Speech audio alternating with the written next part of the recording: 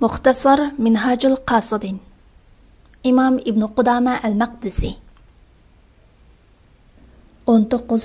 bölüm Abroyparastlik bilan riyokorlikning ayıplandiganligi, ikkisining da'vosi va nomi chiqmaslikning fazilati va shuningga o'xshash ishlar to'g'risida. Rivoyat qilindiki, payg'ambar sallallohu alayhi va sallam mundaq degan: "Men ummatim uchun eng qo'rqadigan narsa riyo va yushurun shahvatdir."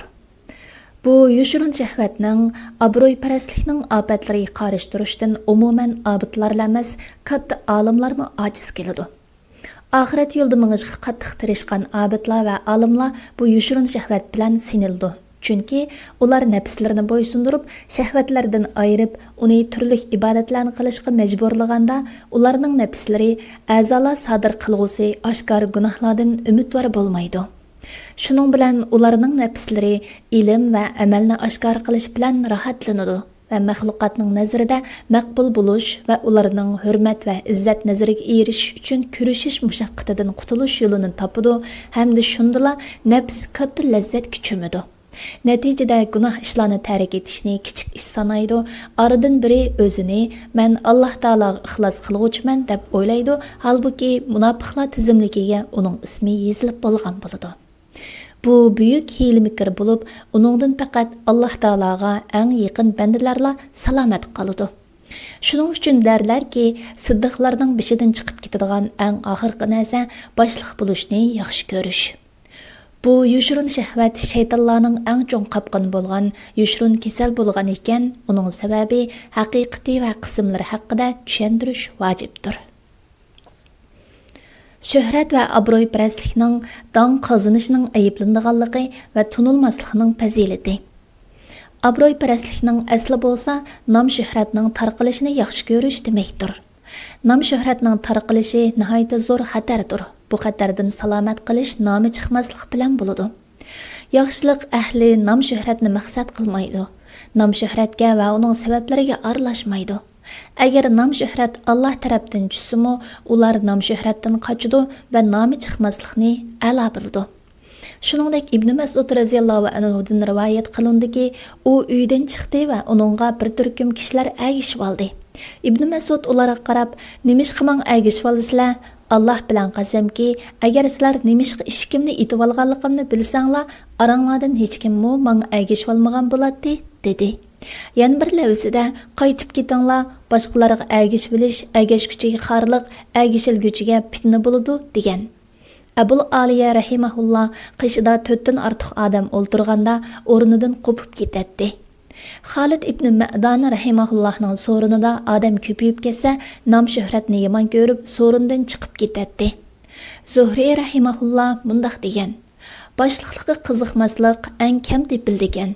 Birovning yemak-ichmak va molni quldan berganligini ko'ramiz, lekin boshliqlik o'rni haqida talash tartish qilinsa, uni qo'g'dab dushmanlashib ketadiganligini ko'ramiz." Bir odam Bishir Hafiga "Menga vasiyat qilgin" degan edi. Bishir Hafi: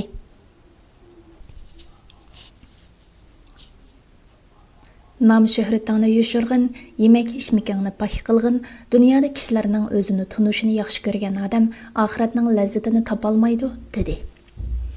Sahih Muslimda rivoyat qilindiki, Umar ibn Said dadasi Saidning yeniga bordi. Halbuki dadasi qo'ylarni ilib Madinaning sirtiga chiqib ketgan edi. Dadasi Umarni yiroqdan ko'rganda Alloh taologa sig'inib, bu uloq mingan kishining yomonligidan panoh tilayman dedi. O'g'li dadasining yeniga kelganda, "Dada, kishilar Madinada podshohlik talashyapsa, sen qo'ylarining orasida bir arabiyga o'xshash bo'lishni xohlamsan" dedi. Said o'g'lining ko'krigiga urib, "Xapshuk. Men payg'ambar sallallohu alayhi va sallamning haqiqatan Alloh taqvodor, ruhi boy, nomsiz bandani yaxshi ko'radi deganligini anglagan edim" dedi. Abu Umama radhiyallohu anhudan rivoyat qilindiki, payg'ambar sallallohu alayhi va sallam mundaq degan: "Shubhisizki, do'stlarimning eng yaxshisi dunyolik yuki yengil, namozdan nasibasi ko'p, Parvardigorga ixlos bilan ibodat qiladigan, o'z yolg'iz yerdimi uningga itoat qiladigan, xalq orasida ancha tunilmagan, boshqalarning ko'ziga bek chilqib ketmaydigan, turmushiga yetgudek rizqi bor bo'lib, shuningga sabr qiladigan mu'mindir. Uningdan keyin payg'ambar sallallohu alayhi vasallam qo'li bilan yerni cho'qib turib, u baldir o'lib ketadigan, orqasidan yig'laydiganlar va meros qoladigan mol-mulki oz bo'lgan kishidir dedi.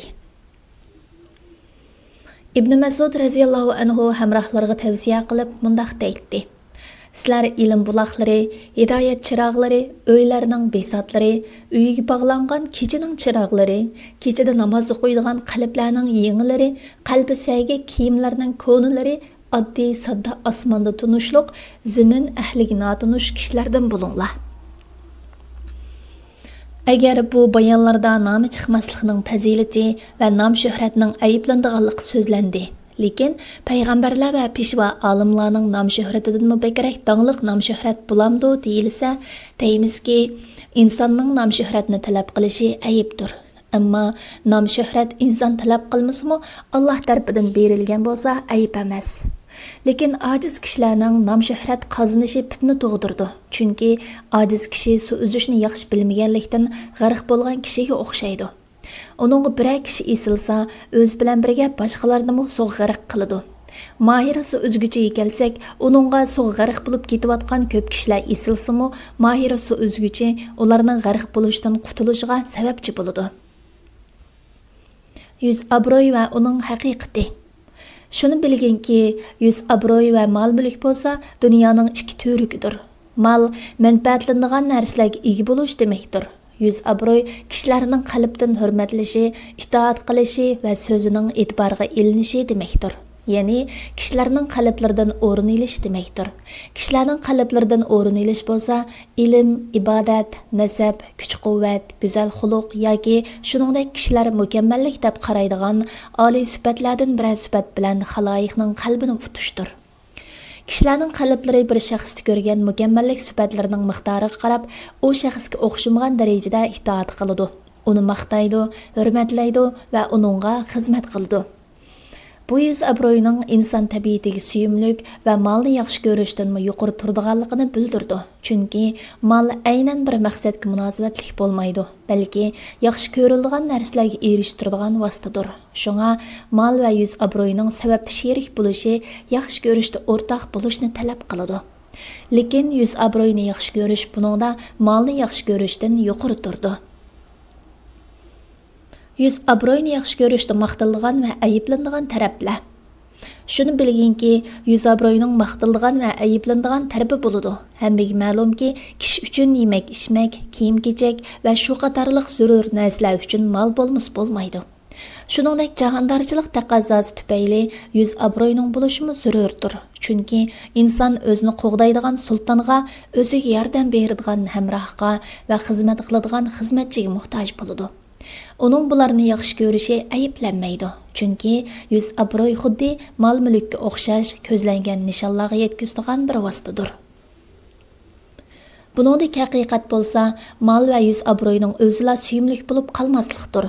Inson to'g'ri bir nishonga yetish uchun o'zida layoqat sifati bor bo'lganligi uchun xuddi Yusuf alayhisalomning "Meni Misr zaminining xazinalarini boshqarishga qo'ygin. Men haqiqatan uni boshqarish yo'llarini biladigan, obdan saqlay oladigan odamman" degan so'ziga o'xshash so'zlarni deb yuz obro'y talab qilsa yoki o'zining o'rni yo'qolib ketmaslik uchun ayiblaridan bir ayibni yushirishni maqsad qilib yuz obro'y talab qilsa ruxsatdir.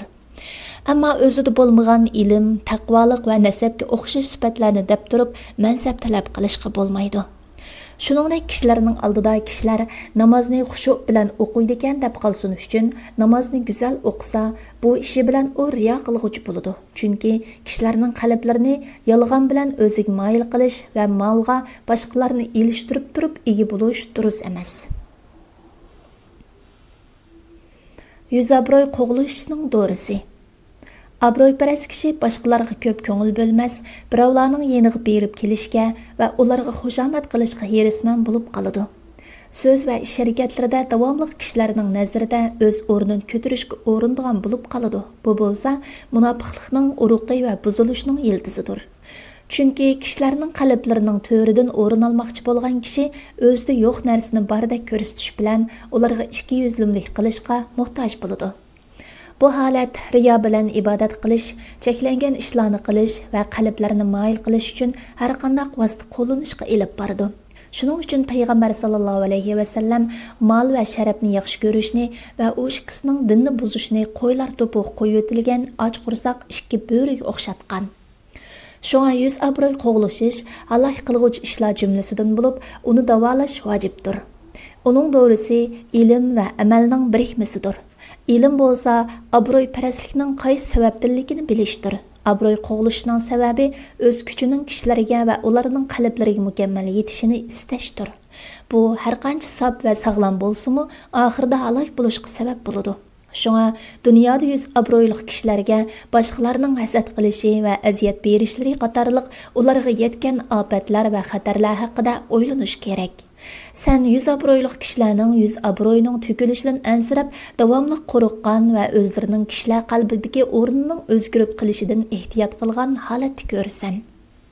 Qalblar qaynawatgan qazandynmy bekerek özgürüp durdu. Şoňa kişilerning qalblarining özgürüp ketmesligi köňül bölüş bilen meşgul buluş, jiddiy qaryldygan gam bolup qalmay, yüz abroýyny saqlaşny çoň biliş, haýyşny pasaytdy. Dünýäniň arzu qılınýan närsleri, qorqunçlyk närslerге teň kelmegindek, ahiretde goldan ketadigan nimetlerge tehmu teň kelmeýdi. Bu biliş jähetdindir. Yüz abroy qoğuluşni amel bilen davalaş bolsa, yüz abroyni düşürdigan ameller arqalyk başgalarning nazaridan düşürüş bilen boludu. Şundaq rivayet qılındyki, padişahlardan biri Zahid bir kişini ziyaret qilishni maqsad qildi. Padişah Zahidga yaqinlashganda Zahid tamaq, köktat ve süt ekeldirip, luqmani çoğaytib, tamaqni aşgözlük bilen yeyishga başıldı. Padişah bunu körüpla o kişini nazaridan düşürüp etdi.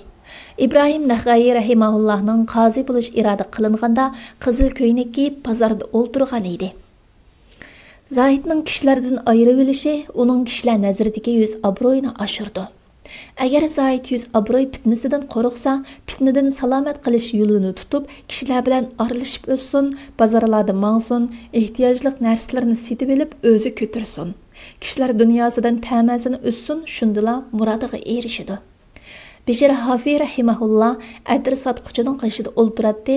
U zotlar bugünkidek Zahid ko'rinib olganlarning odatlariga ko'ngil bo'lmaydi. Pasil maqtilishni yaxshi ko'rish va ayiblanishni yomon ko'rishni davolash yo'lining bayoni.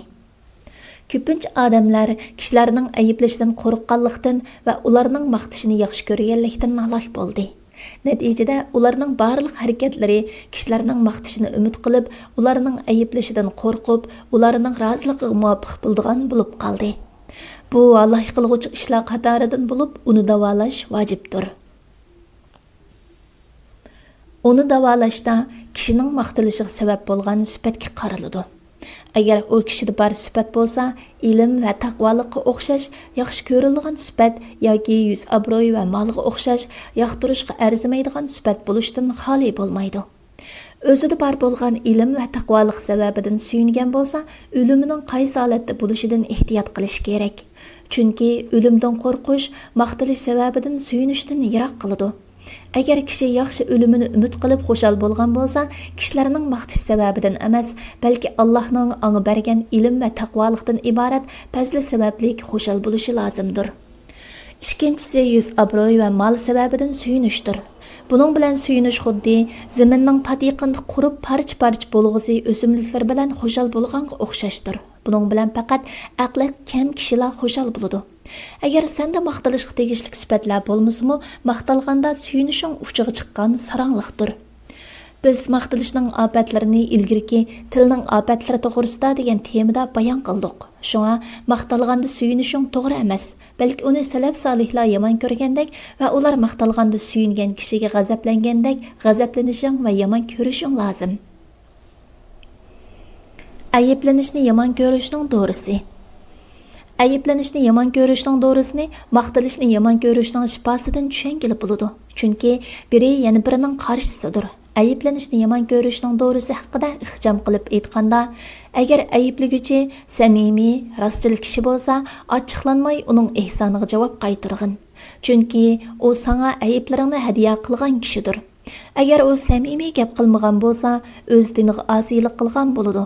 Sen uning so'zidan foydalansan. Chunki u sen bilmagan narsani sana bildirib qo'ygan va unutib qolgan xatoliklaringni sana eslatib qo'ygan bo'ladi.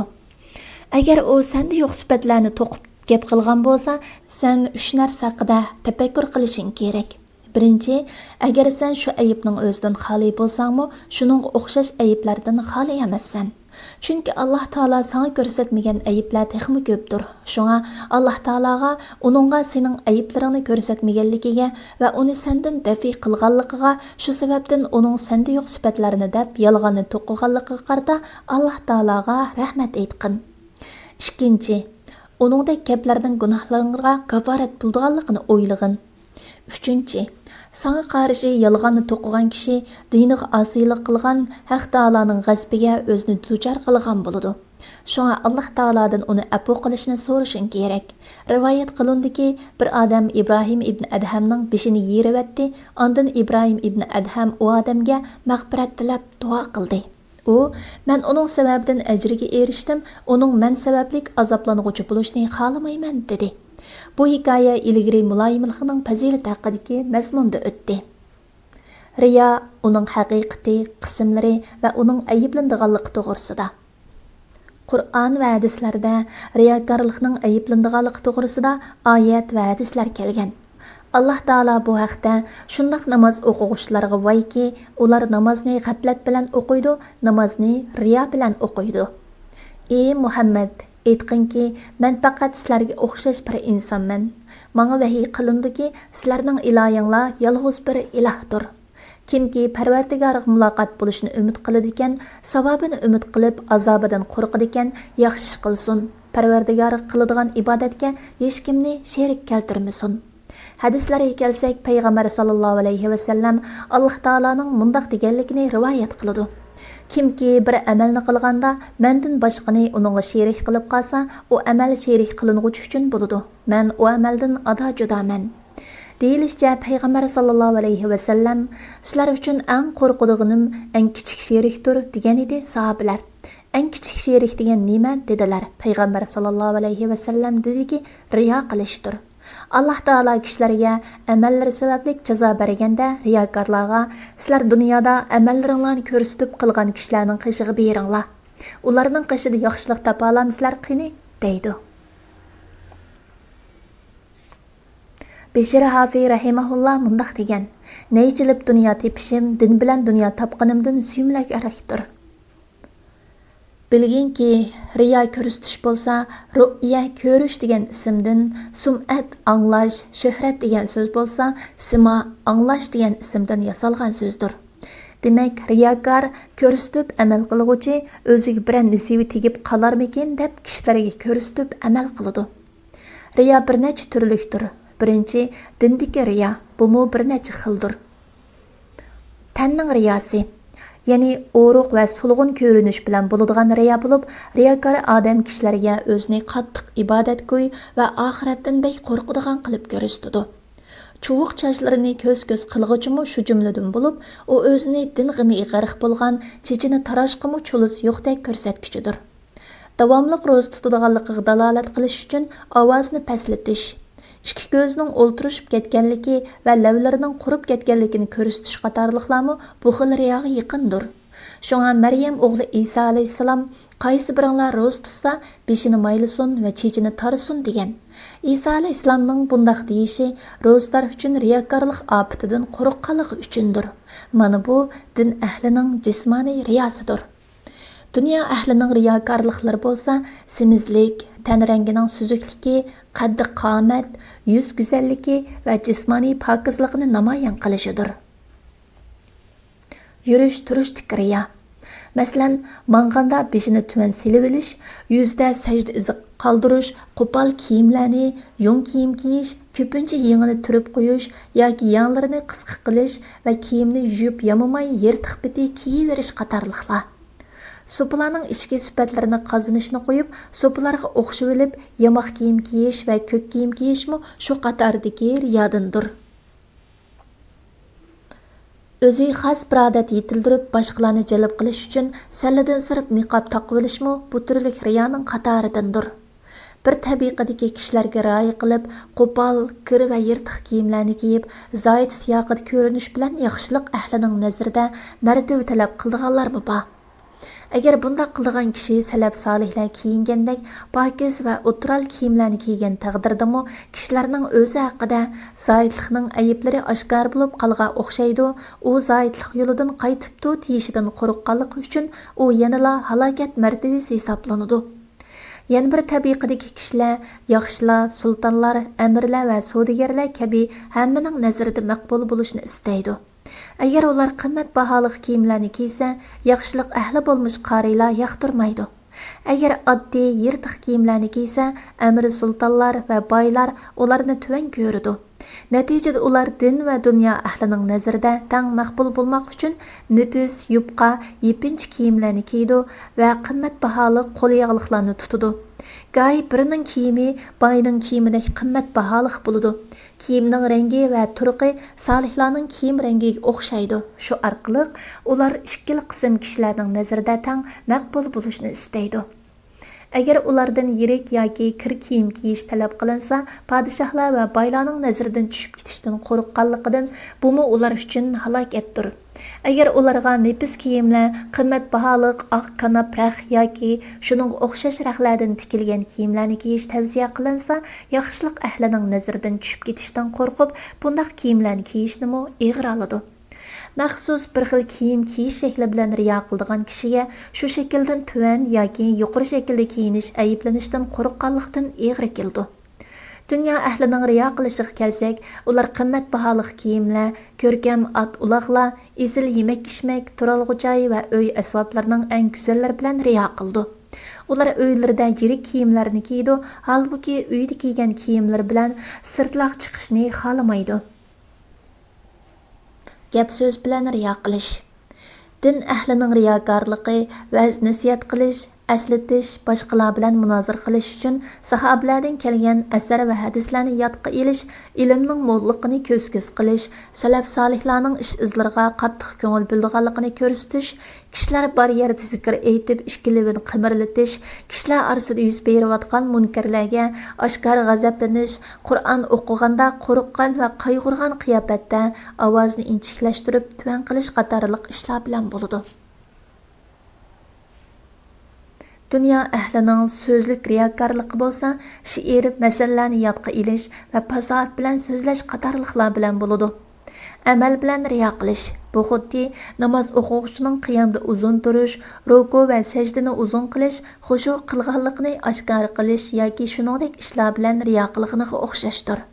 Shuningdek ro'z tutish, g'azat qilish, haj qilish va sadiqa qilish qatorliqlarda riyo qilishdir. Dünya ahlining amal bilan riyo qilishiga kelsak, ularning takabburlik, hakavurlik, qo'llarini shiltish, takabburona qadam ilish, ko'ngligining tugumasini yeshib etish va nochilikni izhor qilish uchun maydasini kerib, mag'rurona yurish qatorliqlar bilan bo'ladi. Hamrohlari va ziyorat qiluvchilar bilan riyo qilish. Bu turdagi kishilar palonini ziyorat qilibdi, din ahli uning yeniq berib kelib turdi va uningdan barakat oladi deyish uchun olim yoki obidning o'zini ziyorat qilib kelishini yaxshi ko'radi.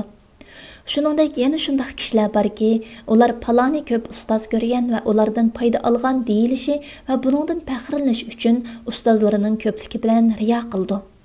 Mana bular riyokorlar riyo qilgan ishlarning yig'indisi bo'lib, ular bu riyokorliklar bilan kishilarning qalblarida martaba va yuz obro'yga erishishni orzu qildi.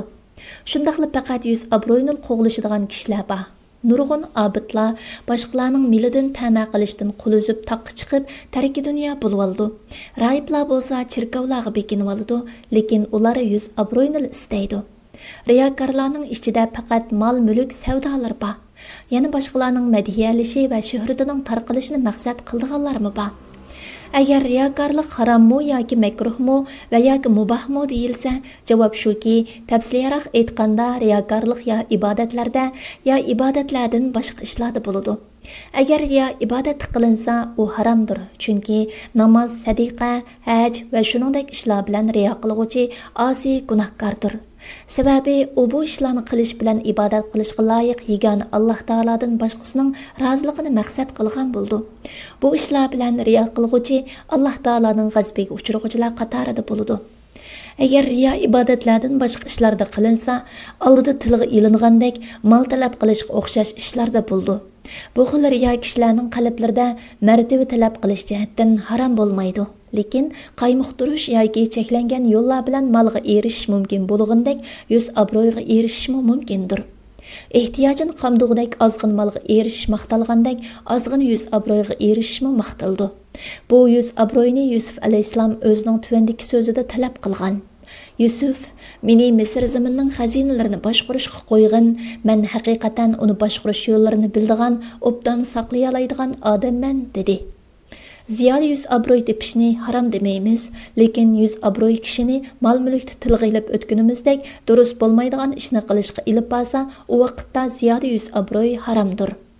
Yuz obro'y qo'g'lashmaydigan va yuz obro'y yo'qab ketsa-mu qayg'urmaydigan kishining yuz obro'yining keng tarqalishida hech ziyon yo'q. Chunki payg'ambar sallallohu alayhi va sallam va uningdan keyin kelgan olimlarning yuz obro'yidan keng tarqalgan yuz obro'y bo'lmagan edi. Lekin iroda himmatlarning yuz obro'y qo'g'lishiga aylanishi dindagi nuqsonlikdir, lekin harom deyilmaydi. Bir odam kishilarning yeniga chiqqanda, ularning ko'rish uchun go'zal kiyim kiysa va ular uchun har qanday chiroyli kiyim kiysa, buningdan cheklanadi deyilmaydi. Buningda maqsadlar o'zgarib turdi, chunki ko'pincha kishilar nuqsonli holatda boshqalarga ko'rinishni yaxshi ko'rmaydi. Imom Muslim Ibn Mas'ud radhiyallohu anhudan rivoyat qilgan hadisda payg'ambar sallallohu alayhi va sallam qalbida zarrachilik kibr bor odam jannatga kirmaydi degan edi sahobalardan biri. Lekin odam kiyim-kechaklarining va kashining chiroyli bo'lishini yaxshi ko'rishchi deb so'raganda, payg'ambar sallallohu alayhi va sallam haqiqatan Alloh go'zaldir, go'zallikni yaxshi ko'radi. Kibr degan haqni qabul qilmaslik va kishilarni tuvan ko'rishdir dedi. Kishilarning ichida Alloh taolaning o'ziga bergan ne'matini oshkor qilishni tanlaydigan kishilar bor. Payg'ambar sallallohu alayhi va sallam Allohning ne'matini oshkor qilishga buyurgan edi. Fasl riyoning darajalari. Riyoning ba'zilaridan cho'ngdir, chunki riyo bir necha daraja bo'ldi. Eng cho'ng va eng og'ir darajadagi riyo ibodat qilishda aslo savobni maqsad qilmaslikdir. Bu yolg'iz qolsa namoz o'qimaydigan, ammo kishilarning orasida bo'lsa namoz o'qiydigan kishiga o'xshashdir. Ikkinchi daraja riyo qilib turib amal qilish bilan savobni bek ojiz darajada maqsad qilgan bo'lib, agar savob bo'lmaydigan bo'lsa, u amalni qilmaydi. Bu mu avval riyoning jumlasidan bo'lib, har ikki riyo Alloh taolaning nazarida yomon ko'rildi. Uchinchi daraja amal qilganda riyo qilish bilan birga savobni maqsad qilish bo'lib, agar ikkisining birisi kam bo'lsa, amal qilmaslik. Bu darajada riyo qilgan yaxshi amalini buzdi, bunda riyo qilguvchi gunohdan saqit qolmaydi. To'rtinchi daraja qilgan amalni yaxshi ko'rgan aman ibodatda texmi tiklishish, agar boshqalar ko'rmasa ibodatini odatdagidek davomlashtirish. Bundaq riyokorga to'g'ri maqsad uchun savob yozildi, buzuq maqsadiga qarata jazo berildi. Ibodatning aslida emas sifatlarida riyo qilishmi bu darajadagi riyoga yaqin riyodir. Bu xil riyo bayni namoz o'qiydigan, ruku va sajdani yengil qiladigan kishilar ko'rsa, ruku va sajdani uzun va yaxshi qiladigan kishiga o'xshash. Bumi cheklangan riyodir, chunki bu xil riyo maxluqni ulug'lashni o'z ichiga oladi. Lekin bu riyo ibodatlarning aslida riyo qilishdan tuvandir. Jumlaning mang'indanmi yushurun bo'lgan riyoning bayoni. Riyo oshkor riyo va yushurun riyo deb ikkiga bo'lindi. Oshkor riyo bo'lsa, amal qilishga turtki bo'ladigan va uni qildiradigan riyodir. Buningdan sal yushurun riyo bo'lsa, o'zi yolg'iz amal qilishga qo'zg'amaydigan, lekin Alloh rizoligiga ko'zlangan amalni qilishni yengillashtiradigan riyodir. Bu xuddi har kechasi tahajjud o'qishga odatlangan, ammo tahajjud o'qish og'ir keladigan, lekin uyiga mehmon tushsa tahajjud o'qishga tetiklashib, tahajjud namozi o'qish qulay bo'ladigan kishiga o'xshashdir. Buningdan yushurunroqi amal qilish va uni yengillashtirishga ta'sir ko'rsatmaydigan, lekin qalbda yushurungan riyodir.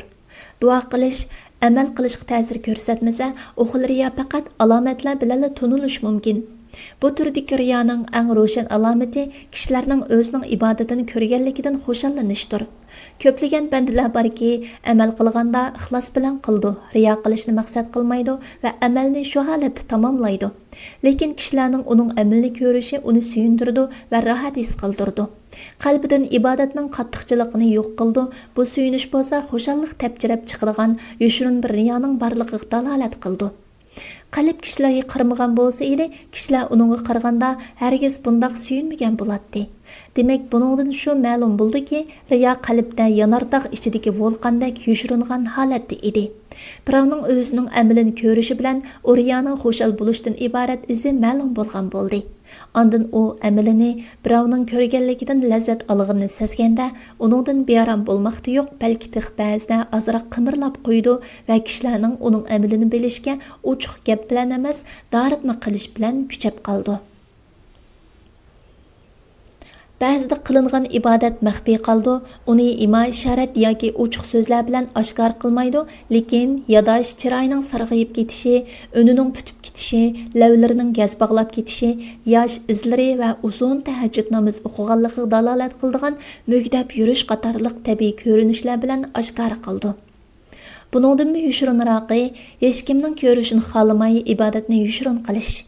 Lekin bundaq ibodat qilguvchi kishilarni ko'rsa, kishilarning o'ziga boshda salom qilishini, o'z bilan ko'rishkichining xushal-xo'ram va mutabassum bo'lishini, uning hojatlarini tashabbuskorlik bilan ado qilishga tirishishini, muomalada o'ziga keng qo'l bo'lishini va o'ziga keng kushoda joy raslab berishni yaxshi ko'rdi. Agar biror beparvo o'ziga sal qarasa, xuddi yushirin qilgan ibodatiga boshqalarning hurmat qilishini talab qilgandek, u ahvol uning qalbiga eg'ir keldi. Allah'ның məxluqatlarına muamil qilishda qilgan ibodatning bar yo'qligining farqi bo'lsa, riyoning maxfiy shoibisidan xoli bo'lmagan bo'ldi. Buning hammasi ibodatning ajrini kamaytib bitadi. Bu xil riyodan faqat siddiqlarla saqlana oladi. Vahib ibn Munabbihdan rivoyat qilinibdiki, bir abid kishi hamrohlariga biz mollarimiz va bolalarimizdan shular yuzidan haddidan oshquchilardan bo'lib qilishdan qo'rqib ayrildik. Biz mallarga mallar sababli qo'ngan haddidan eshishdan bekerak, bizga abidlikda haddidan eshish qo'nishdan qo'rqamiz. Ba'zi birlarimiz boshqalar bilan uchrashsa, diniy sababli izzatlanishni yaxshi ko'rdi. Agar bir hojat bo'lsa, diniy obro'y sababli u hojatining ado qilinishini arzu qildi. Bir narsa setib olsa, diniy martabasi sababli u narsaning arzon berilishini istaydi dedi. Shuning bilan bu gap podshohga yetdi. Podshoh abid bilan ko'rish uchun uloqqa minib bir to'p kishilar bilan yo'lga chiqdi. Hatto Alamon ko'pligidan tuzlanlik va tog'ni bir olgan edi. Abid bu nim ahvol degan edi. Uningga podshoh kepti deyildi. Shuning bilan u bir hamroyiga "Menga tomoq keltirgin" degan edi. Hamroyi ko'ktat, quruq uzum va xurma yelimi keltirdi. Abid bu tomoqni ikki qovuzni liq to'shqizib, qattiq ochko'zlik bilan yeyishga boshladi. Ondan podshoh, "Sizlarning abid hamroyinglar qani?" degan edi. Ular, "Bu kishi" dedi. Podshoh, "Qandaroq ahvoling?" degan edi. Abid kishilarga o'xshash dedi. Shuning bilan podshoh, "Bu odamning qishida yaxshilik yo'q" dedi va qaytib ketdi. Ondan abid podshohni mendan bizar holatda qaytargan Allohga hamd sanolar bo'lsin dedi. Ixlosmand kishilar doim yushirin riyodan qo'rqidi. Kishilarni yaxshi amallarini ko'rsatmay aldab qo'ydi. Yaxshi amallarini yomon ishlarni yushirgandek bekerak yushirdi. Buning hammasi Alloh taolaning ularning ixlos bilan qilgan amallari sababli mukofot berish uchun amallarining xolis bo'lishini umid qilganlikdir. Maxfiy riyoning bilib bilmay aralashib qilishi nihoyatda ko'pdir. Qachonki inson o'z nafsida kishilarning o'zining yaxshi amalni ko'rishi bilan ko'rmaslik orasidagi farqni sezsa, uningda riyodan bir shoxcha big' surgan bo'ldi. Lekin amalga aralashgan riyoning hammasi ajrini bekor qilib atmaydi va amalni buzib atmaydi. Qaysi riyoning amalni buzdiganligi va ajrini bekor qilib atadiganligi haqida ba'zi tafsilotlar bor. Qilgan ibodatini boshqalar bilib suyunmaydigan hech kim yo'qdir. Agar ibodatini boshqalar ko'rib suyunishning hammasi ayiblanamdi deyilsa, javobi shuki, ibodatini boshqalar ko'rsa suyunish maqtilgan suyunish va ayiblanadigan suyunish deb ikki qismga bo'lindi. Maqtilgan suyunish kishining maqsadi taat ibodatini yushirish va Alloh taologa ixlos qilish bo'lsa, lekin kishilar uning ibodatini ko'rganda, u kishi Alloh taoloning ularga o'zining ibodatini ko'rsatganligini va go'zal taraflarini oshkorlaganligini bildi. Shu vajdan Alloh taolaning o'ziga qilgan yaxshiligi, Haq taolaning o'ziga nazar solganligi va mehribonligi sababli suyundi. Aslida Alloh taolo uning taat ibodatlarini va gunoh ma'siyatlarini yapgan edi. Keyin uning taat ibodati oshkor qilib, gunoh ma'siyatini yapdi. Qabih gunohlarni yepish va go'zal tarafini oshkor qilishdan cho'ng mehribonlik bo'lmaydi. Demak, uning xushalliqi va suyunishi bu sabablik bo'ladi. Hargizmi kishilarning o'zini maqtaganligiga yoki ularning qalblarida martaba tiklaganligi sabablik emas. Yoki bo'lmasa, u dunyoda Alloh taolaning o'zining yomon amallarini yepib, go'zal amallarini oshkor qilish bilan Alloh taolo menga oxiratda mo shunday qiladi deganni ko'ngliga keltirib xushal bo'lsa, bu ham maqtaldi, chunki shu ma'noda hadis kelgandir. Ammo uning xushalliqi kishilarning o'zining yaxshi amalini ko'rishi bilan ularning nazarida martabaga erishib, ularning maqtishi, uni cho'ng bilishi va uning xizmatini qilib berishidan kelgan bo'lsa, bu ayiblanadigan makruhdir. Agar Abu Hurayra radhiyallohu anhu dan rivoyat qilingan bir odam, ey Allohning rasuli, bir odam bir amalni maxfiy qildi, Ondan o amalni boshqalar ko'rib qolsa, uni xushal qildi degan edi payg'ambar sallallohu alayhi va sallam. O odamga maxfiy va oshkor amal qilishdan iborat ikki ajr bo'ladi dedi. Degan hadisning ma'nosi nima deyilsa, javob bu hadis zaifdir. Uni Tirmizi rivoyat qilgan ba'zi ahli ilmlar bu hadisning ma'nosini payg'ambar sallallohu alayhi va sallamning "Sizlar Allohning zimindagi guvohchilari" degan so'ziga asosan uning ma'nosi kishilarning yaxshilik bilan maqtaganligi, uni xushal qilganligi deb tushuntirgan. Imom Muslim bir hadisda Abu Zar radhiyallohu anhu dan rivoyat qildiki, u mundaq deydi: Ey Allohning rasuli, aytib bersilchu, bir odam bir yaxshi amalni qilsa va uni kishilar maqtasa qandoq bo'ladi deyilgan edi. Payg'ambar sallallohu alayhi va sallam u bo'lsa mu'minning bishoratining naq erishidigandir dedi. Ammo kishilarning o'zining yaxshi amal qilganligini bilganligi va shu vajdan o'ziga izzat hurmat ko'rsatganligi kishini xushal qilsa, bu riyodir. Amalni yo'q chiqaradigan va yo'q chiqarmaydigan riyo to'g'risida. Bir bandaga riyo qilsa va u riyo ibodatdan keyin yoki ibodatdan oldin kelgan bo'ldi. Agar bir banda yaxshi amaldan birini qilib, amalini o'z oshkor qilmasmi, o'zligidan oshkor bo'lib, uningga xushallik yetgan bo'lsa, bu suyunish amalni yo'q chiqarmaydi. Chunki u amal boshdan xolis Alloh rizosi uchun qilindi. Demak, bir amal Alloh taolaning roziligi uchun xolisona tamomlangandan keyin ko'rilgan suyunish kabi ishlar uni to'g'ri amal bo'lishdan burib etmaydi. Qilgan amalini o'z oshkor qilmagan va boshqalarga so'zlamagan bo'lsa, texmi shundoq. Agar amalini tamomlab bo'lgandan keyin uni boshqalarga so'zlasa va oshkor qilsa, u amal qo'rqinchli bir amaldir. Buningdan kishining qalbida amalni qilgan vaqtda bir turli riyoning borligi bilindi. Agar kishi riyo qilmagan taqdirdami, amalni so'zlaganligi va oshkor qilganlik uchun qilgan amalining savobi kemiyib ketadi. Chunki oshkor amal bilan yushirin amalning orasida 70 daraja farq bordir. Lekin Alloh rizosi uchun o'qilgan namoz kabi ibodatlarni tamomlash oldida riyo kirgan.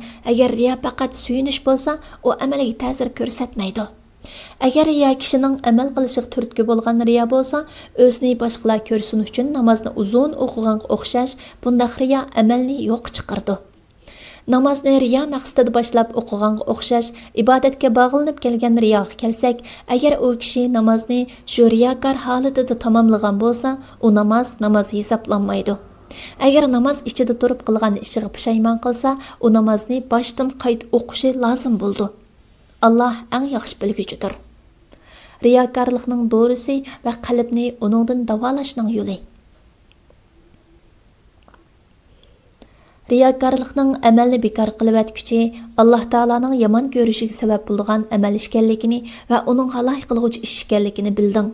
Shunga riyokor kishi riyodan qo'lish uchun qattiq tirishchanlik qilishga loyiqdir. Riyoni davolashning riyoning shaqlanib chiqishiga sabab bo'lgan yon yiltizlarni va g'ol yiltizlarni qumurib tashlash va qo'zg'algan riyoni naq maydonda dafi qilishdan iborat ishga martabasi bo'ldi. Birinchi martaba shuni bilginki, yuz obro'y va martaba quyida bo'lish riyoning asosidir. Bu so'z tafsiliy bayon qilinsa, 3 asosga tayindi. Ular bo'lsa, maqtanishni yaxshi ko'rish, tanqidni yomon ko'rish va tamaxxurlikdan iborat. Bunun dalili Sahihaindagi Abu Musa radhiyallohu anhuning hadisidir. Abu Musa radhiyallohu anhu aytadi: Bir kishi payg'ambar sallallohu alayhi va sallamning yoniga kelib, "Ey Alloh taolaning payg'ambari, bir odam botirlik qilib urushidi, yana biri g'azab tashqanlikdan urush qildi, yana bir bo'lsa riyo qilib urushidi. Bularning qaysi Alloh yo'lida urushgan bo'ldi?" deyilgan edi. Payg'ambar sallallohu alayhi va sallam, kimki Alloh taolaning kalimasi eng oliy bo'lish uchun urush qilsa, u kishi Alloh yo'lida urushgan bo'ldi dedi. u kishining botirlik qilib urush qildi degan so'zning ma'nosi kishilar orasida tilga ilinish va maqtalish uchun urush qildi deganlikdir. G'azbi tashqanlikdan urush qildi degan so'zning ma'nosi ayblanish yoki yengilib qilishdan yerginib urush qildi deganlikdir. Riyo qilib urushidi degan so'zning ma'nosi bo'lsa, o'zining martabasining ko'rilishi uchun urush qildi deganlikdir. Bu bo'lsa, yuz obro'y va martabaning qalblardagi lazzatidir. Ba'zi inson maqtalishni xolamaydi, ammo u qo'rqinchoqlardek ayiblanishdan ehtiyot qildi. Ba'zida bardam turdi, hatto topitani bo'lmasin deb qochmaydi. Ba'zida inson bilimsizlik bilan ayiblanishdan ehtiyot qilib, ilmsiz holatda fatvo berdi. Demak, bu uch ish insonni riyo qilishga harakatlantirdi. Buni davolashning yo'li tuandikicha. Agar inson bir narsani o'ziga darhol yoki keyincha yaxshi va manfaatli deb o'ylasa, uningga qiziqdi va maqsad qildi. Agar u narsaning naq shu payt tatliq, lekin keyincha ziyonli ekanligini bilsa, u kishiga uningdan yiroq bo'lish va qiziqishni uzib tashlash oson bo'ldi. Bu xuddi asalning tatliq ekanligini bilsa-mu, lekin uningda zahar borligi oshkorlangan hamon uningdan yuz o'rgandek bir ish. Shuningdek, bu qiziqishda uningdagi ziyonlarni bilish kerak. Yani qachonki inson riyoning ziyonlarini va riyo sababli qo'ldan ketadigan qalbning o'ngshilishi va oxiratdagi ustun martaba qatorliq ishlarni bilsa va yana dunyoda yo'liqqisi kishilarning qalblarini muloyiz qilish vajidan g'am qayg'uning ko'payib ketishi bilan birga oxiratda duchor bo'lg'is azob va xorliqlarni bilsa, uningdan yiroqlashish oson bo'ldi. Haqiqatan insonlarni rozi qilish yetib bo'lmas bir nishondir. Chunki bir qism insonlar rozi bo'lgan ishlarga boshqa bir turkum insonlar ochiqlanadi.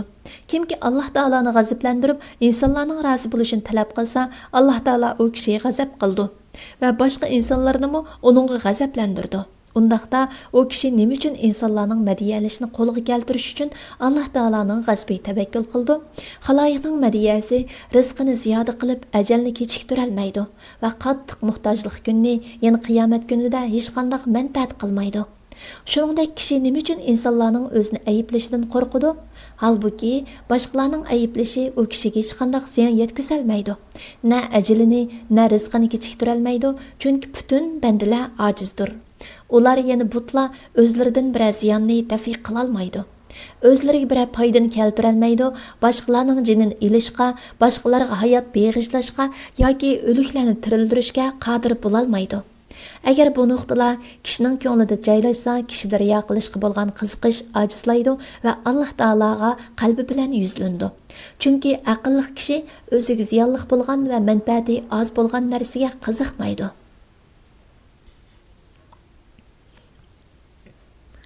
Tamaxurlikqa kelsak, bandadan tama qilishni, Alloh taolaning qalblarini berish va cheklash bilan bo'ysundiradiganligini, Allohdan o'ziga rizq berguchining yo'qligini bilish bilan yo'q qilish kerak. Kishilardan tama qilgan kishi xorliq va nomut bo'lishdan xoli qolmaydi. Agar maqsadiga yetgan taqdirdami minnat qilinish va xorlanishdan xoli bo'lmaydi. Undaq bo'ldikan bu turli quruq umid va xomxiyollar bilan qandaqmi Alloh taolaning huzuridagi savobni tark etkil bo'lsin. Riyoni davolashning unumli dorilardan biri ibodatlarni yushirishga odatlanish va fahish ishlar oldida ishlar etilgandek riyo oldida ishlarni etishdir. Chunki riyo amallarni yushirishdan foydali dori yo'qdir. Bu dastlab qiyin keladi. Ibodatlarni yushirishga bir muddat o'zini zo'rlab sabr qilsa, barbara qiyinlikqa o'tib ketadi. Alloh taolo uningga osonlik beradi. Shunga banda bor kuchi bilan tirishchanlik qilish kerak. Tavfiq Allohdandir. Ikkinchi martaba ibodat jarayonida duch kelgan riyoni yo'q qilish. Buni yo'q qilishni o'rganish lozim. Kimki nafsiga qarshi jihad qilsa va qalbidagi riyo kuchatlarini qanoatchanlik va nafsini xorlash, maqtilish va ayblanishga pisand qilmaslik bilan qumurib tashlasa, shayton uni ibodat jarayonida yanil tashlab atmaydi. Balki uni turli xiyollarga silib riyo qilishga kuch kiritadi. Agar kishi qalbiga o'z ibodatini xaloyiqqa bildirish va anglatish vasvasasi kirsa, ko'nglida kishilar sening amalingni bilsin yoki bilmasin, sening nima ishing, Alloh sening ahvolingni bilib turg'uchidir. Alloh bilgan ekan, boshqalarning bilishi nahojat deyish bilan bu vasvasani dafi qilishga tirishish kerak. Agar kishida maqtilish opati qiziqish qo'zg'alsa, nafsiga riyo ofatlarini va yomon ko'rilishga duchor bo'lishni aslatsin. Qiziqishga yomon ko'rish bilan qarshi turdi, chunki amallarini boshqalarning bilganligini bilish qiziqishni qo'zg'aydi. Riyoning ofatlarini bilish bo'lsa, uni yomon ko'rishni qo'zg'aydi. Taat ibodatlarni oshkor qilishga va gunohlarni yushirishga ruxsat qilingan taraflarning bayoni. Shundaqla gunohini kishilarning bilib qilishi va ayblashni xohlamaslik to'g'risida. Yushurun amallarda amalni faqat Alloh rizosi uchun qilish va riyodan xoli bo'lishdek foyda bor. Oshkor amallarda bo'lsa, boshqalarning u amalga ergishishi va kishilarning yaxshi ishlarni qilishga qiziqtirish foydasi bor. Amallardan haj va jihodga o'xshash yushurun qilish mumkin bo'lmaydigan amallar bor. Amalni oshkor qilguvchi o'z qalbida yushurun riyoga moyillik bo'lib qolmaslik uchun qalbini ko'zatgay. Qilgan amaliga boshqalarning ergishishini ko'zlagay. Ojiz kishi amalini oshkor qilish bilan o'zini aldamasin, chunki ojiz kishi suv uzishni yaxshi bilmaganlikdan g'arq bo'lgan kishiga o'xshaydi. U ojiz kishi g'arq bo'lib ketayotgan jamoatni ko'rsa, ularga ichi og'rib qutqizish uchun suvga sakrab tushidi. Shuning bilan ular uningga isildi. Natijada ularning hammasi halok bo'ldi. Kuchlik har ishda Alloh taolaning roziligini ko'zlaydigan, nazarda hamma kishi barobar, birovning maqtishi yoki ayblashiga pisand qilmaydigan mukammal kishiga kelsak, undaq kishi amalini oshkor qilsa bo'ldi. Chunki yaxshi ishga qiziqtirish yaxshi ishdir. Salaf solihlardan bir turkum kishilarning amalini oshkor qilganligi rivoyat qilindi. Ular kishilarning o'zlariga ergish uchun ba'zi go'zal amallarini oshkor qiladi. Ulardan biri jon taslim qilayotganda ahliga: "Men uchun yig'lamanglar, chunki men musulmon bo'lgandan beri gunoh ma'siyatga yotadigan bir eg'iz so'z qilib boqmadim" degan ekan. Abu Bakr ibn Ayyash rahimahulloh o'g'liga mundaq degan: "Bu hujrada Alloh taologa osiylik qilishdan saqlangan, chunki men bu hujrada 12 ming qatim xatmi Qur'on qildim." Salaf solihlarning buningga o'xshash so'zlari nihoyat ko'pdir. Alloh eng yaxshi bilguchidir. Gunohlarni yushirishga ruxsat qilingan taraflarning bayoni. Gunohini kishilarning bilib qilishi va ayblashni xohlamaslik to'g'risida. Kishi ba'zida xatolikni yushirishni riyo deb gumon qilish mumkin. Haqiqatda u riyo emasdir. Rostchilik kishi gunoh sodir qilsa, uni yapadi, chunki Haq taolo gunohlarni oshkorlashni yomon ko'radi, aksicha yepishni yaxshi ko'radi. Payg'ambar sallallohu alayhi va sallamning kimki Alloh cheklagan bu chirkin ishlardan birasini qilib qolsa, Alloh taolo uni yapqandek uni boshqalardan yushirsin deganligi rivoyat qilindi. Kishi gunoh qilib Alloh taologa osiylik qilsa-mu, qalbi Alloh yaxshi ko'rgan narsani yaxshi ko'rishdan xoli bo'lmaydi. Bu bo'lsa iymonning kuchidandir. Gunohining oshkor bo'lishini ham yomon ko'rish kerak. Bu bo'lsa yomon ko'rguchiligi rostchilikning alomatidir. Kishilar ayib sanaydigan amallarni qilishni ham yomon ko'rish kerak. Chunki boshqalarning malomati qalbini va aqlini Alloh taologa itoat qilishdan to'sidi. Inson tabiati toptanidan aziyat tortadi. Shul bois maqtanish Alloh taologa itoat qilishdan yiroqlashtirib, qalbni mashg'ul qilib, zikrdan to'ssa, maqtanishni yomon ko'rish lozim. Bu ham iymonning kuchlik bo'lganligidandir. Riyo va boshqa ofatlardan qo'rqib, taat ibodatlarni tark etishning bayoni. Agar taat ibodatni qilishga dindan o'zga narsa turtki bo'lgan bo'lsa, undaq amalni tark etish kerak. Chunki u taat emas, balki ma'siyatdir. Agar ma'lum ibodat dinning turtkisi bilan qilingan bo'lsa va u amal Alloh roziligi uchun bo'lsa, uni tark etmaslik kerak. Chunki u amalni qilishga din turtki bo'lgandir. Shundaqla boshqalarning riyokor deb qilishidan qo'rqib qiladigan amalni tark etmaslik lozim, chunki u shaytonning hiyla mikridandir. İbrahim Naxai rahimahulloh mundaq degan: "Namozingda shayton yoningga kelib, sen riyokorsan deb vasvas solsa, namozni texmi uzun o'qig'in." Ba'zi salaf solihlarning riyo bo'lib qolishidan qo'rqib, ibodat qilishni tark etganligiga kelsak, İbrahim Naxai rahimahullohdan rivoyat qilingandek, u Qur'on o'qiyotganda bir kishi uning yoniga kirdi. İbrahim Naxai Qur'onni yepib o'tib, Qur'on o'qishni to'xtatdi va bu odam meni har soat Qur'on o'qiydi ekan deb o'ylab qolmasin dedi. Bu rivoyatdan qaraganda ular ko'nglida boshqalarga amalning go'zal ko'rinib qilishni sezganligidan amalni to'xtatgan bo'lsa kerak.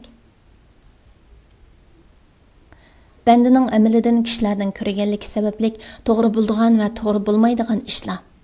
Bir kishi ba'zida tahajjud namoz o'qiydiganlar bilan birga qo'nib qoldi. Ondan ular kechining ko'pragida namoz o'qiydi. Halbuki u kishining odati 1 soat qiyamda turish bo'lib, ular qo'shilgan ekan uzun kecha qiyamda turishga to'g'ri keldi. Yoki ular ro'z tutsa, u kishi mo ro'z tutadi. U jamoat bo'lmas edi, u kishi buncha tetik bo'lmaydi. Ba'zilar buni riyo deb o'ylab qilish mumkin. Amaliyotda bo'lsa, bu mutlaq riyo deyilmaydi. Balki buning riyo bo'lgan va riyo bo'lmaydigan taraflar bordir. Alloh taologa ibodat qilishga qiziqadigan, lekin ba'zi to'salg'ular tufayli va g'aflat mahkumi har qanday mo'min ba'zida boshqalarni ko'rsa, g'aflatdan qutulib to'salg'ular ko'tarildi. Chunki kishi o'z uyida bo'lsa, yumshoq to'shakda uxlashga va ayoli bilan huzurlanishga qodir bo'ladi. Agar u notanish bir yerda qunib qolsa, bu farog'atlardan yiroq turib, uni yaxshilik qilishga undaydigan sabablar hosil bo'ldi. İbadet qiluvchilarni ko'rish shu sabablar jumlasidandir. Ba'zi kishi o'z uyida yemak-ichmak mo'lligidan ro'z tuta olmaydi. O'zga uyida bo'lsa, undaq bo'lmasligi mumkin. Buningdan ahvollarda shayton insonni ibodat qilishdan to'sish uchun otlanadi. Shayton uningga "Sen o'z odatingdan boshqa ish qilsang, riyokor bo'lasan" deb vasvasa qiladi.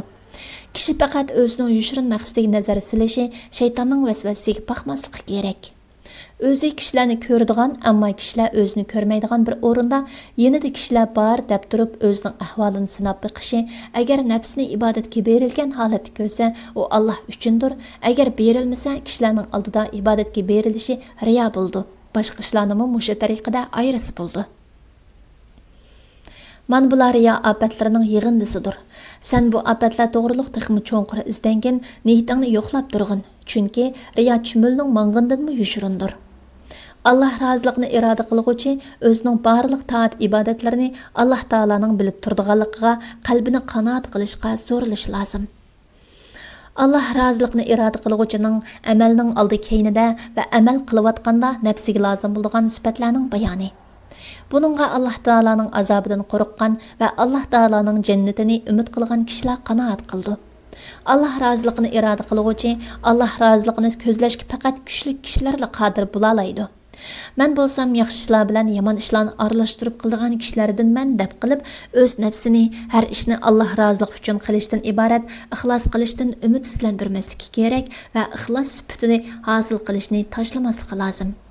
Chunki yaxshi va yomon amalni aralashtirib qilgan kishi ixlos sifatiga texmi muhtojdir.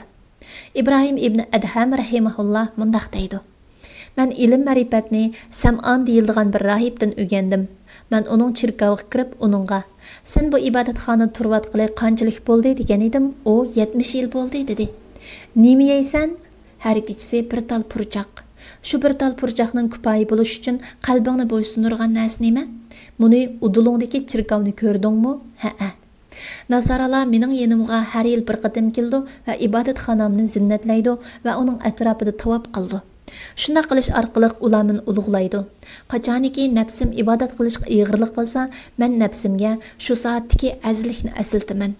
Men shu bir soatlik azizlik uchun bir yil qiyinchilik sabr qilman. Shunga senmo ey musulmon, mangulik azizlik uchun bir soatlik qiyinchilikni ko'targin. Natijada qalbimda bu ilm ma'rifat iz qoldirdi. U yana so'zlab beraymi degan edi. Men ma'qul dedim. U menga qini chirkovdan tushgin dedi. Men chirkovdan tushdim. U menga ichiga 20 tal purchoq silingan bir tulumni tashildi. Ondan menga "Av ibodatxonaga kirgan, ular men senga tashlab bergan narsani ko'rdi" dedi. Men chirkovga kirdim, xristianlar yig'ildi va "Ey musulmon, rahib senga nim tashlab berdi" degan edi. Men o'zining uzuqidan azroq narsa tashlab berdi dedim. Ular "Uni sen nima qilsa, biz uning bekrak ehtiyojliq, uni bizga setib bergin" dedi. Men 20 tilla dedim. Shuning bilan ular menga 20 tilla berdi. Men rahibning yoniga qaytib bordim. U "Sen xatolashding. Agar sen ularga uni 20 ming tillaga sodalashgan bo'lsangmi, ular uni oladi. Bu bo'lsa Alloh taolaga ibodat qilmaydigan kishining azizligidir. Undaqda Alloh taolaga ibodat qiladigan kishining azizligi qanday bo'ladi? Uningga qarag'in, ey musulmon, Parvardigoringga ibodat qilishga yuzlangan" dedi. Buningdan ayon bo'ldiki, insonlar nafslarining kishilar qalbida ulug'lanish azizligini sezsa, kishilardan xoli xilvatda bo'ldi. Bu buyuk ofatdir. Bu ofatdan salomat qilishning alomati bo'lsa, kishi hayvonlar bilan odamlarga barobar nazarda qarashi va qilgan amali zamin ustida o'zidan boshqa hech kim yo'qdek amal qiladigan kishining amalidek bo'lishi lozim. Ondan uningga ojiz vasvaslar kirsa, uni qaytara oladi. Alloh eng yaxshi bilguchidir. Tilalg'uchi doktor Abdulaziz Rahmatullah. Tarjim qilg'uchi Abdullah Abdulmajid. Nashr qilg'uchi Sajiya Islom tadqiqot markazi. Muharriri doktor Abdulaziz Rahmatullah 9 Oğuz. Korrektor Abduvali Abliz Muhammad Barat. Layihəligücü A. Aqhun. 2024 yılı 1. nəşri 1. qıtım bisilişi. İstanbul. Nəşr huquqi Saciya İslam Tədqiqat Mərkəziga təvə. Hər qandaq o'rin yoki shaxsning xohlagancha ko'paytib tarqatishiga ruxsat qilinmaydi.